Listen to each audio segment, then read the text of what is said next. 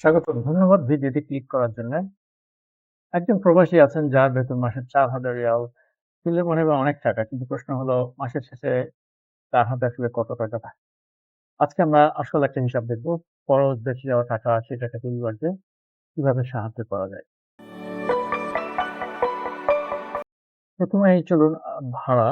আপনার একটা রুম লাগবে। আপনি যদি ব্যাচেলর হন সেক্ষেত্রে আপনার ৳৫০০ থেকে ৳৮০০ খরচ। আর যদি পরিবার থাকে সেটা ছোট্ট একটা ফ্ল্যাট নিলে কমপক্ষে ৳২৫০০ থেকে ৳৩,০০০ বা তার উপরেও যেতে পারে। এই ব্যাচেলর ভাইদের হাতে টাকাটা একটু বেশি বাঁচবে। আর পরিবার থাকলে খরচটা অনেক বেড়ে যাবে। এরপরে আসুন খাবার। খাবার যদি ব্যাচেলর হন তাহলে আপনার খরচ ৳৫০০ থেকে ৳৭০০ আর পরিবার থাকলে সেটা সহজেই ৳১২০০ থেকে ৳১৫০০ চলে যায়।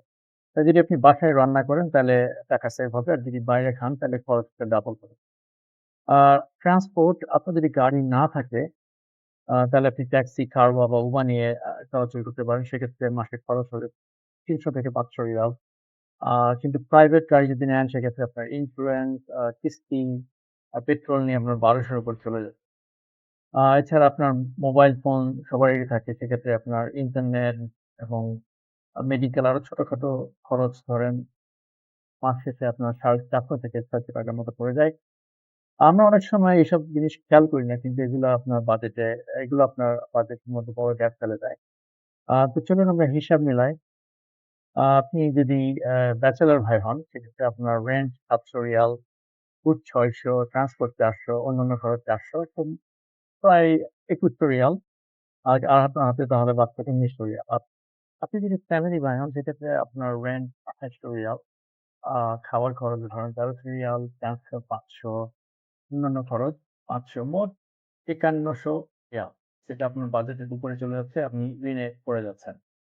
আ এছাড়াও এখানেই শেষ নয়। এছাড়া আপনার ভিসা রিনিউয়াল, আপনি যদি দেশে ট্রাভেল করেন সেক্ষেত্রে আপনার প্লেনের টিকেট, অন্যান্য যদি মেডিকেল টেস্ট থাকে, এইসব হিডেন খরচগুলো আপনার মাথাতে রাখতে হবে।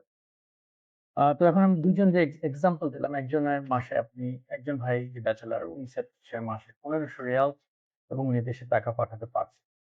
অন্যজন খরচ সামলাতে পারছেন না এবং ঋণে পড়ে যাচ্ছেন। পার্থক্য হলো একজন বাজেট করছেন, অন্যজন বাজেট করছেন না। তাহলে সত্যি কথা হলো কাতারের জীবনযাত্রার খরচ আপনার লাইফস্টাইল এর উপর ডিপেন্ড করবে। এছাড়া আপনার আমি একটা এক্সাম্পল দিলাম যাদের রিয়াল ৳৪,০০০। কিন্তু অনেকেই আছেন যারা কোম্পানির মাধ্যমে অ্যাকোমোডেশন পান, খাবার খরচ পান। কিন্তু তাদের মান্থলি সেলারিটা অনেক কম। অনেক ক্ষেত্রে আপনার সেটা ৳১,০০০ এর মতো থাকে।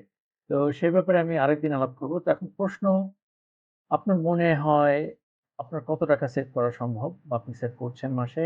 কমেন্টে লিখুন আর ভিডিওটা শেয়ার করুন। অন্যান্য ভাইদেরকে জানাতে ভুলবেন না। ধন্যবাদ।